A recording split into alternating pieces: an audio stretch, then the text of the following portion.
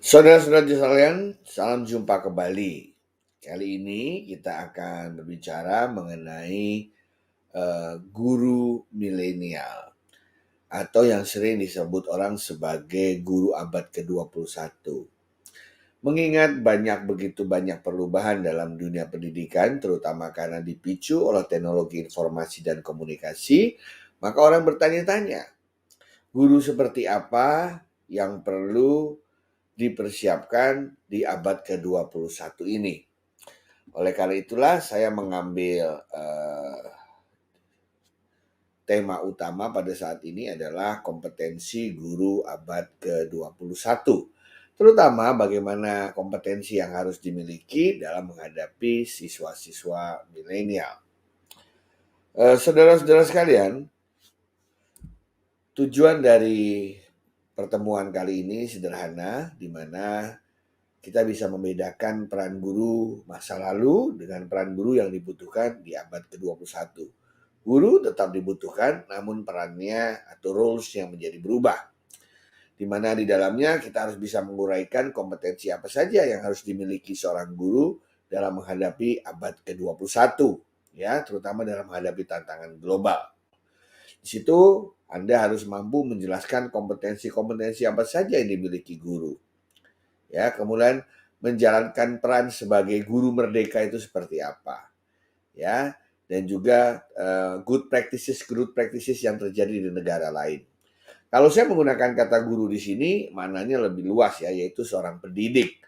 Jadi hal yang sama dapat diberlakukan juga untuk dosen atau instruktur, ya, atau pendidik lainnya, ya. Nah, kita akan mulai secara sederhana. Jadi kalau zaman saya dulu, guru memang fungsinya sebagai seorang pengajar. Kenapa? Karena waktu zaman saya memang sumber belajar itu adanya dari guru. Ya, buku-buku, ilmu-ilmu yang ingin diberikan di kelas, catatannya adanya di guru. Tidak semua dapat saya beli di toko buku seperti Gramedia atau Gunung Agung pada masa itu. Ya, dosen-dosen pun terkenal dengan memiliki diktat, ya, catatan-catatan atau apa namanya, buku-buku individu yang dia kembangkan sendiri. Sehingga tentu saja fungsinya pada saat itu mereka sebagai pengajar yang mengajarkan apa yang mereka miliki, yang dicatat oleh buku-buku, dicatat oleh tulisan-tulisan mereka kepada siswa. Ya, karena waktu itu belum ada internet, ya, belum ada teknologi informasi, belum ada handphone dan lain sebagainya. Namun kemudian berkembang sejalan dengan perkembangan zaman, di mana guru akhirnya menjadi fasilitator. Kenapa? Karena apa yang ada di tangan guru, buku-buku tersebut mulai diproduksi massal. Kita mulai mengenal yang namanya buku teks pelajaran. Di mana siswa yang memiliki buku teks pelajaran sudah bisa membaca terlebih dahulu. Sehingga guru di sini fungsinya menjadi fasilitator. Belakangan ini dengan berkembangnya teknologi, maka apa yang ingin diberikan kepada guru kadang-kadang yang ingin diberikan oleh guru kadang-kadang tertinggal jauh kecepatannya dengan ilmu yang terbaru. Nah, ilmu yang termutakhir itu bisa ditemukan di internet karena banyak orang yang menceritakannya atau mengajarkannya. Disinilah fungsi guru yang tadinya jadi dari fasilitator berfungsi menjadi coach, menjadi pelatih. Ya, dia memberikan contoh bagaimana caranya belajar yang baik, ya, bagaimana caranya browsing, bagaimana caranya kita menjadi ilmuwan, bagaimana caranya kita bisa mengasah keterampilan kita, di mana guru memberikan sumber memberitahukan kepada kita di mana kita bisa belajar. Sumber belajar ada di mana saja. Ya, dengan internet, dengan IT kita bisa mencari bahan-bahan pembelajaran dari mana saja. Ya, selayaknya seorang pelatih, pelatih itu kan nggak ikut main ya, tetapi dia memberitahukan apa yang harus dilakukan oleh seorang pemain. Dan yang terakhir, mengingat bahwa hampir semua yang ingin diberikan oleh guru maupun dosen itu bahannya sudah ada di internet, maka fungsi guru dan dosen pun naik kelas menjadi arsitek proses pembelajaran. Ya, kenapa dikatakan kata arsitek di sini? Analoginya adalah jika ingin membangun rumah, membangun jembatan, membangun gedung gitu ya. Kan kita tahu ya, arsitek itu tidak ikut ngangkat-ngangkat batu bata. Seorang arsitek juga tidak ikut-ikut nyemen, tidak ikut-ikut ngaduk semen, tidak ikut-ikut masang tegel ya. Tetapi kok bisa ya yang dia rancang itu jadi beneran? Ternyata karena pertama mereka memiliki standar dalam berbagai hal. Mereka memiliki standar dalam menggambar artefak, rumah, gedung, jembatan yang ingin dikembangkan. Dia mulai dari akhir. Ini loh, kita ingin membangun rumah seperti ini.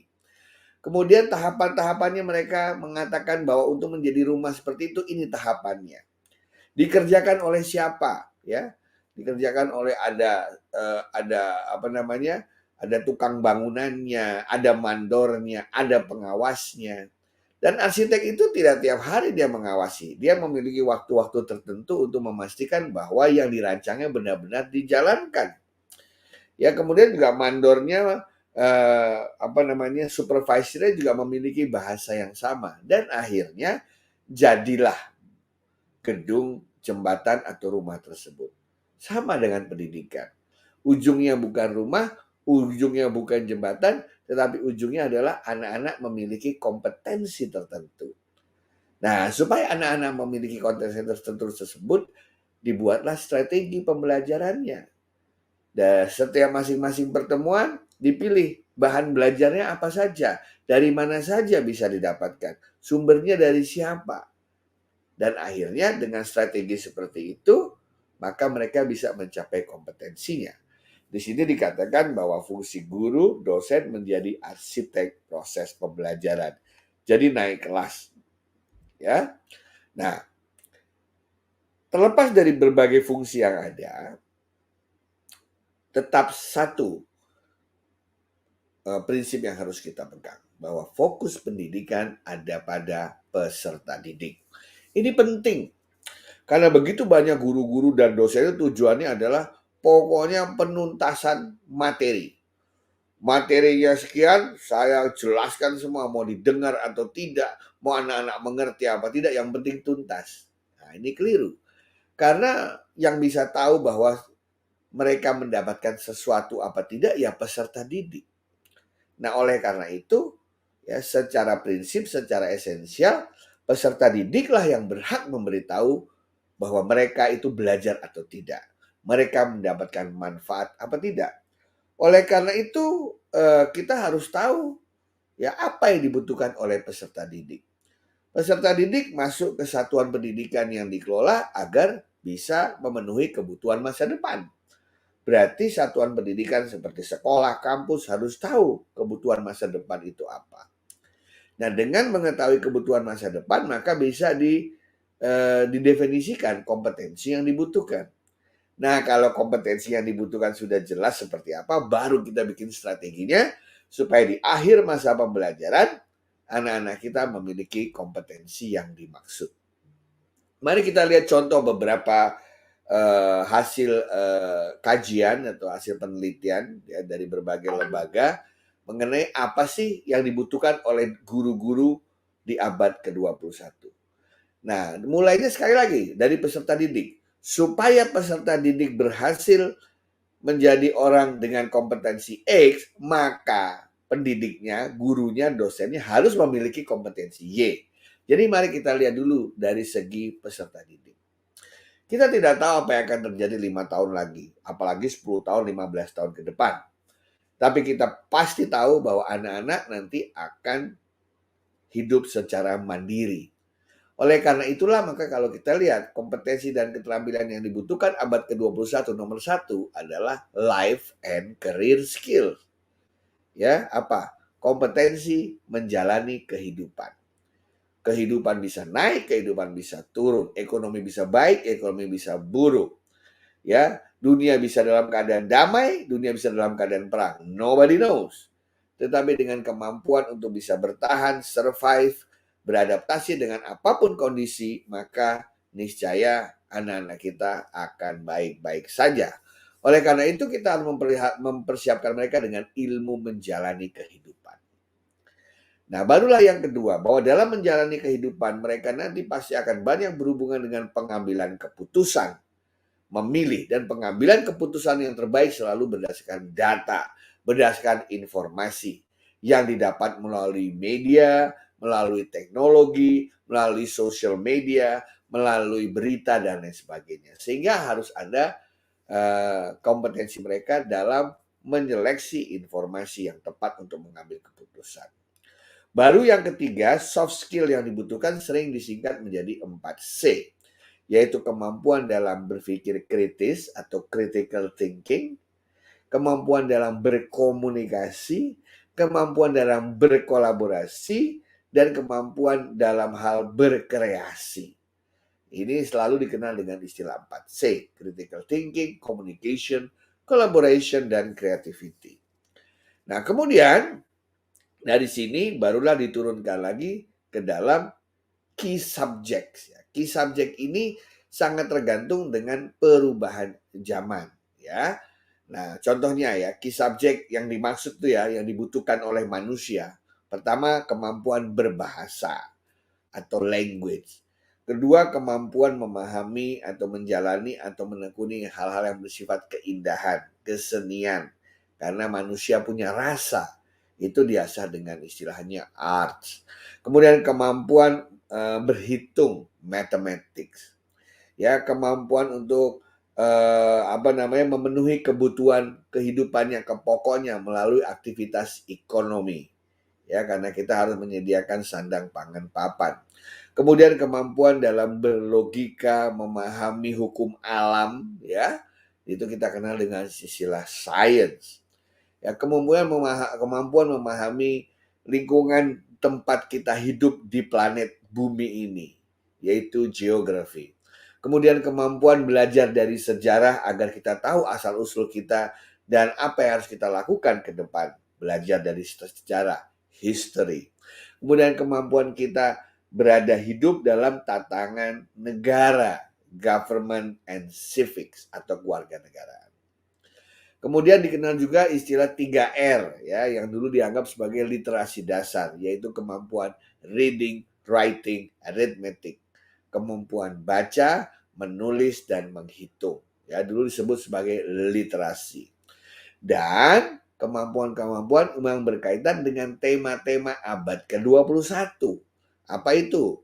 Global awareness, financial, economic, entrepreneur, ya, healthcare, environmental literacy, dan lain sebagainya.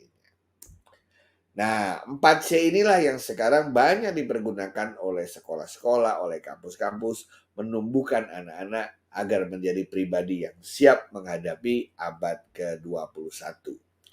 Nah, UNESCO mengeluarkan suatu kerangka yang menurut kami sangat menarik, yaitu apa yang harus dimiliki oleh seorang siswa sehingga akan menentukan apa yang harus dikuasai oleh seorang guru atau pendidik atau dosen.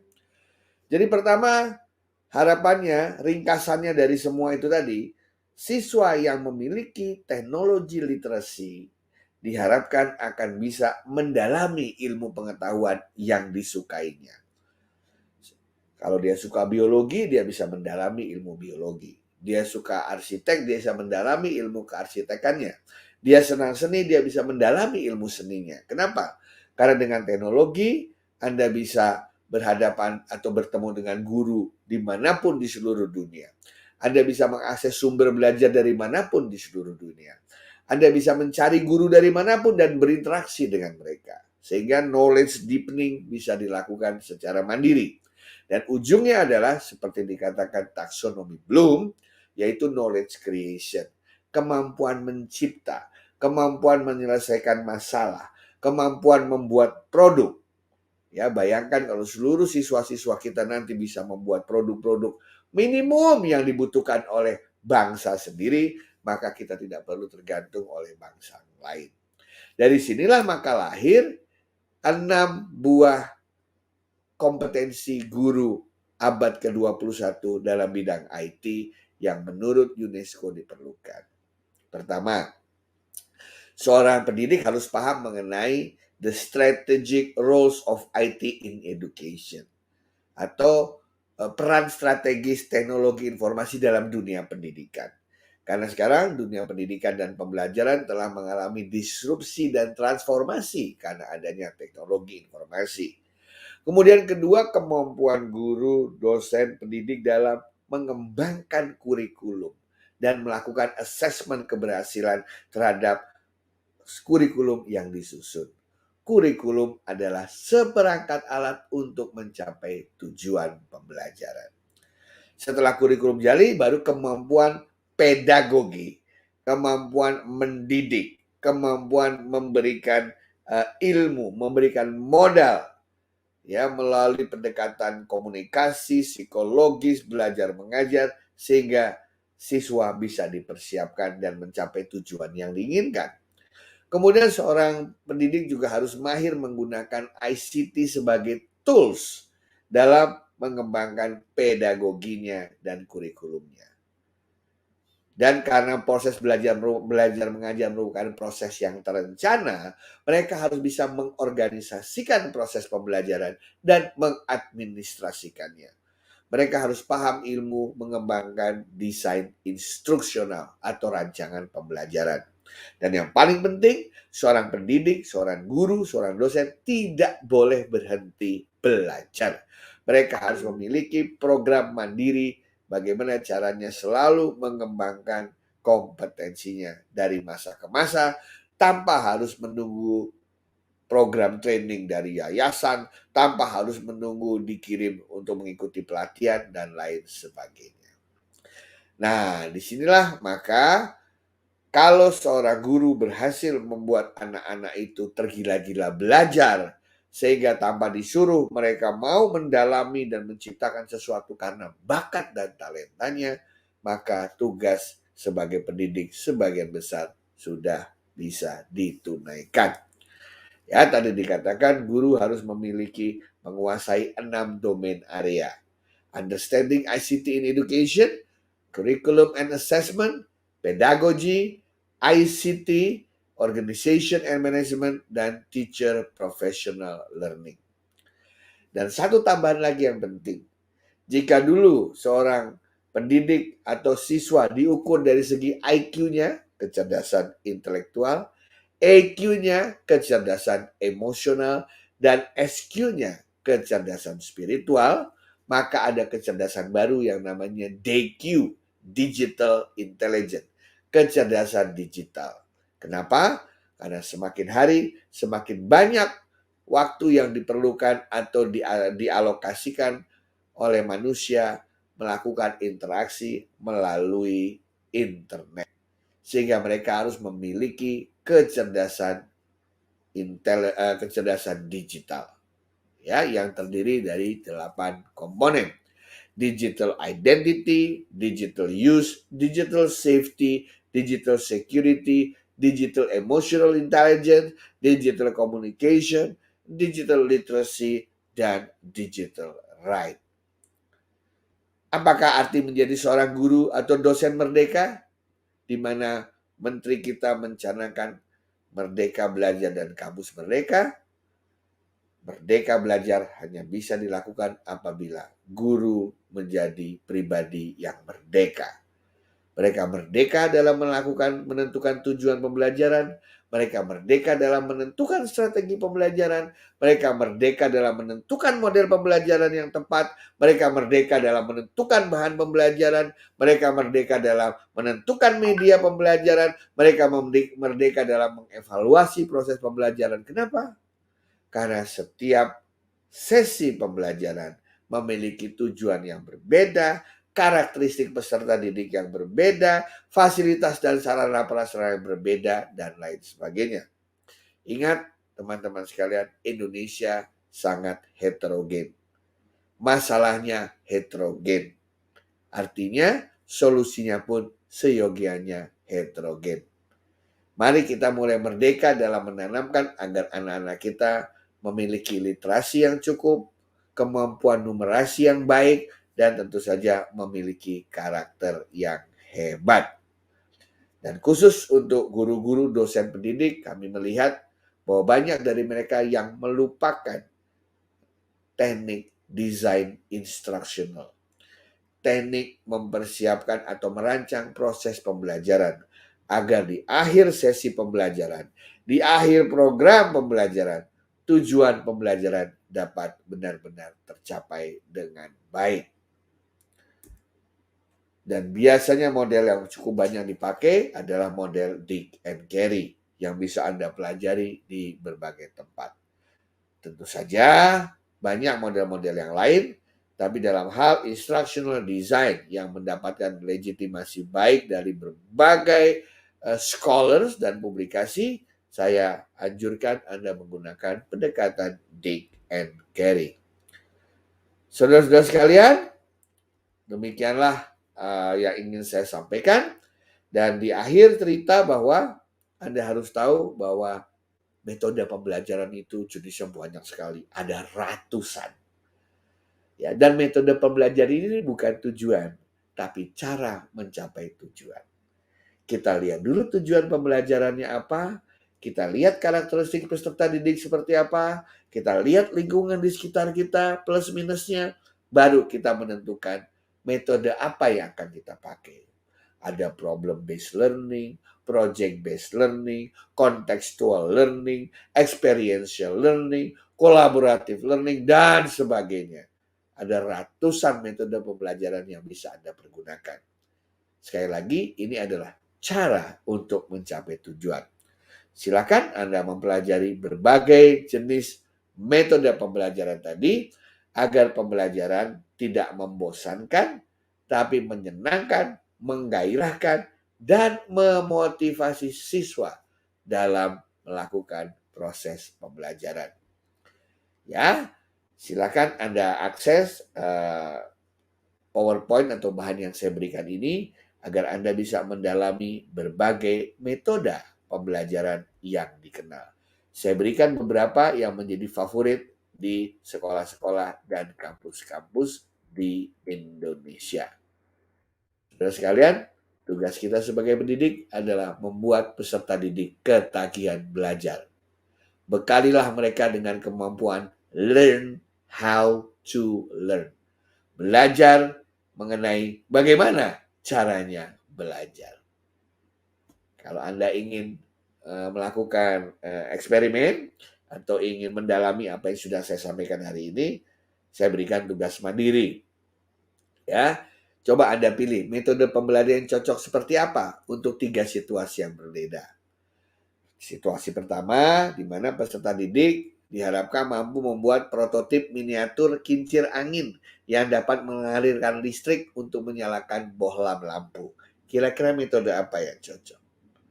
Kemudian skenario kedua, peserta didik mampu menggubah lagu yang liriknya mengenai keindahan alam Indonesia. Metode apa yang akan Anda pakai?